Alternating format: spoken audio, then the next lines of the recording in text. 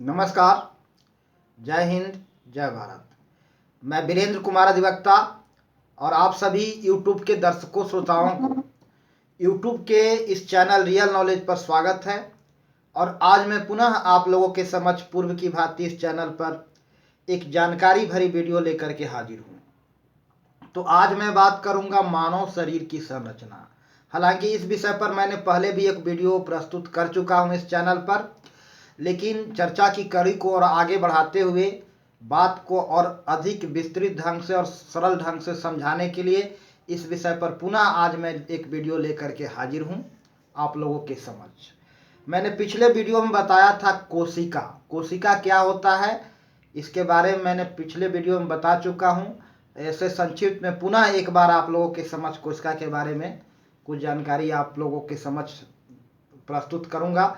कोशिका एक शरीर का संरचनात्मक और कार्यात्मक इकाई है, मतलब स्ट्रक्चरल यूनिट, यानी सबसे छोटा इकाई जिससे यह शरीर बना है। और कार्यात्मक, हमारा शरीर का कार्य कोशिका के द्वारा होता है। शरीर का कार्य कोशिका के कार्य, कोशिका के कार्य शरीर का कार्य, क्योंकि शरीर कोशिकाओं का समूह है। तो कोशिकाओं का समूह होने के नाते कोशिका का कार्य ही शरीर का कार्य है। शरीर के संरचनात्मक के बारे में मैंने एक पिछले वीडियो में बताया था कि हमारा शरीर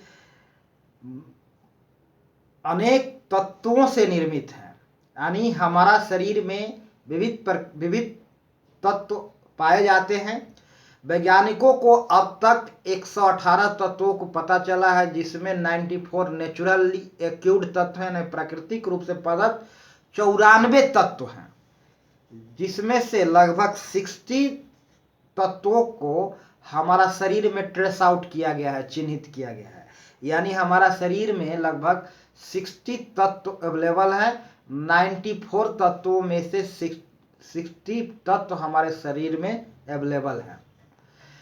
तो जिसमें से प्रमुख रूप से 11 तत्व हैं जो हमारा शरीर के कुल भार का 99.84% है। कुल तत्व हमारे शरीर में मूल रूप से मौजूद है 11 तत्व, जो हमारा शरीर के कुल वजन का, वेट का, द्रव्यमान का 99.84% है। चलिए मैं बात को आगे बढ़ाता हूँ। ये 11 तत्व कौन कौन से हैं?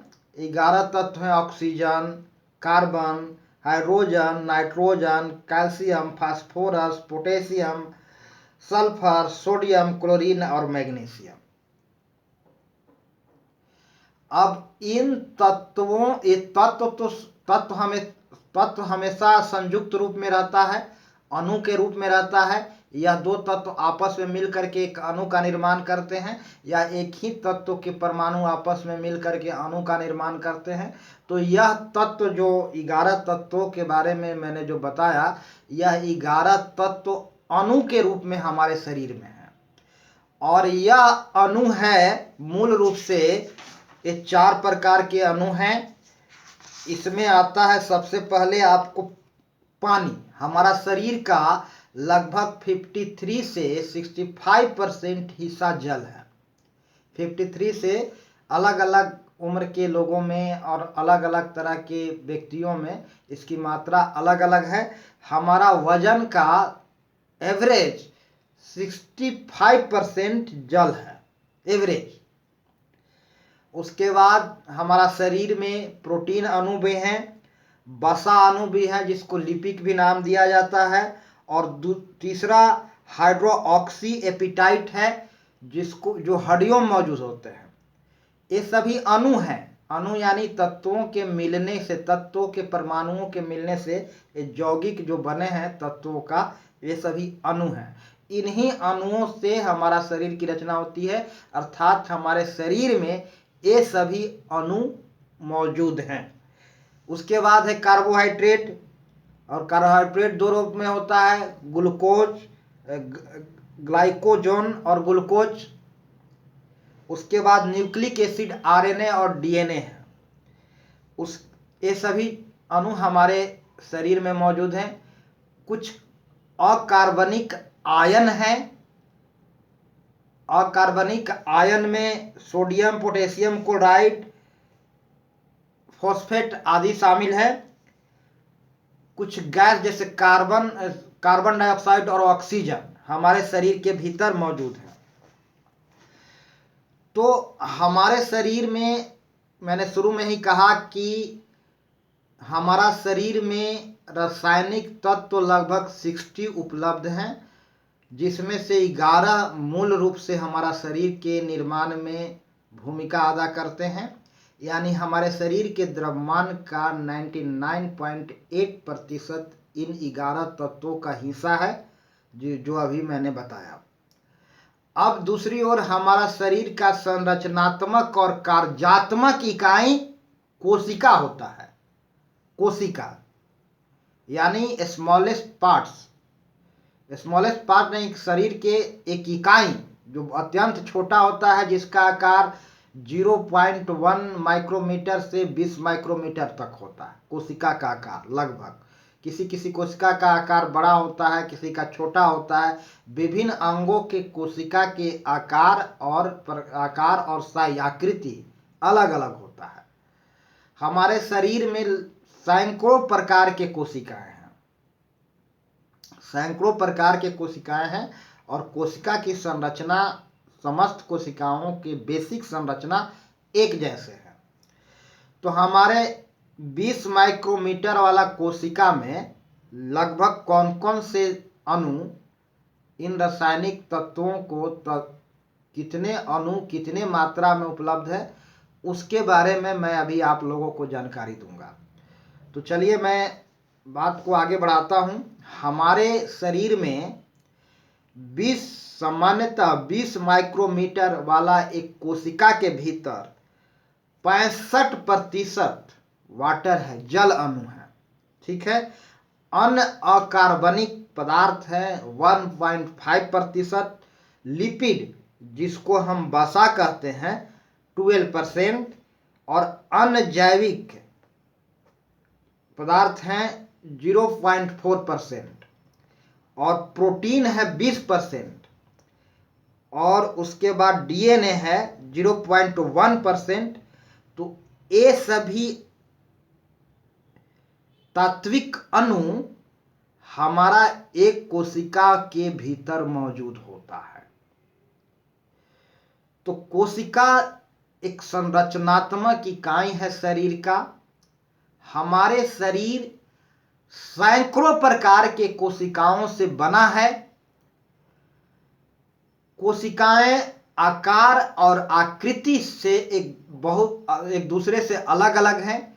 कुछ कोशिकाएं बेलनाकार है, तो कुछ कोनिकल है, तो कुछ अंडाकार है, तो कुछ गोलाकार है। इस तरह के कोशिकाएं हैं। और हमारे शरीर में सैकड़ों प्रकार की कोशिकाएं हैं।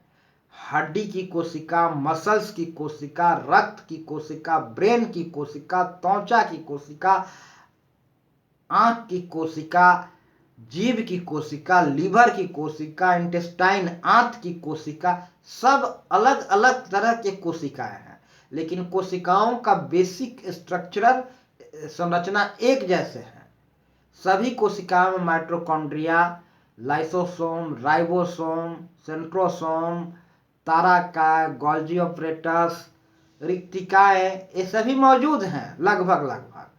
लेकिन इन अणुओं की संख्या, जैसे पानी, कार्बोहाइड्रेट, प्रोटीन, न्यूक्लिक एसिड, इस सब में अलग अलग मात्रा में है। प्रोटीन किसी में ज़्यादा है, किसी में कार्बोहाइड्रेट ज़्यादा है, तो किसी में वसा ज़्यादा है, तो किसी में न्यूक्लिक एसिड ज़्यादा है, किसी में अकार्बनिक पदार्थ ज़्यादा है। ये अलग अलग क्वांटिटी में इन कोशिकाओं में ये अणु मौजूद हैं। तो शरीर एक कॉम्प्लिकेटेड मशीन है। इसके भीतर स्वतः क्रिया चलते रहता है, और यह क्रिया हमारे शरीर के भीतर चल रहे ये रासायनिक यौगिकों के निर्माण, फिर इन यौगिकों को अपघटन, टूटना, फिर इन तत्वों से फिर दूसरे यौगिक बनना, ये क्रिया चल रहा है। हम भोजन के रूप में कुछ पदार्थ शरीर में लेते हैं, और फिर इन तत्वों, भोजन के रूप में मौजूद पोषक तत्वों को हम ग्रहण करते हैं, फिर शरीर के भीतर भी कुछ पोषक तत्व ऑलरेडी मौजूद होते हैं, यानी शरीर के भीतर भी रासायनिक तत्व मौजूद होते हैं, और बाहर से भोजन के रूप में और फिर श्वसन क्रिया के थ्रू ऑक्सीजन ग्रहण करते हैं और ये भीतर जाते हैं, और हमारे शरीर के भीतर कुछ रासायनिक तत्व पहले होते हैं, दोनों आपस में प्रतिक्रिया करते रहते हैं, और एक क्रिया प्रतिक्रिया रासायनिक क्रिया अनवरत चलते रहता है भीतर में। तो यही शरीर का क्रिया है, रासायनिक क्रिया प्रतिक्रिया जो अनवरत हमारे शरीर के भीतर चल रहा है, यही शरीर के क्रिया है। और यह हमारा शरीर में इन क्रियाओं के फलस्वरूप ऊर्जा मुक्त होता है, शक्ति आता है, पावर आता है, जिसके कारण हम अन्य कार्यों को कर रहे हैं। तो शक्ति सृजन हमारे भीतर होता है, रासायनिक क्रिया के तहत, रासायनिक प्रतिक्रिया के तहत हमारे शरीर में हमेशा रासायनिक क्रिया चल रहा है, और यही शरीर की क्रिया है। तो हमारा शरीर एक कॉम्प्लिकेटेड मशीन है जो ईश्वर द्वारा निर्मित है, और यह अनवरत कार्य कर रहा है। तो शरीर के संरचना के संदर्भ में मैंने यहाँ कुछ संक्षिप्त बातें आप लोगों के समक्ष रखा, और मैं आगे भी शरीर की संरचना से जुड़े हुए पहलू पर मैं आगे भी आप लोगों के समक्ष कुछ जानकारी भरी वीडियो लेकर के आता रहूँगा। तब तक आप दर्शक हमारे आगामी वीडियो का इंतज़ार करते रहें, और चैनल पर प्रस्तुत किया जाता रहा सभी वीडियो को अवश्य देखें, और हो सके तो इसे जनहित में लोगों को जानकारी देने के उद्देश्य से शेयर भी करें। तो अंत में सभी दर्शकों को मैं प्यार भरा नमस्कार बोलना चाहूँगा। सभी को प्यार भरा नमस्कार। जय हिंद, जय भारत, जय श्री राम।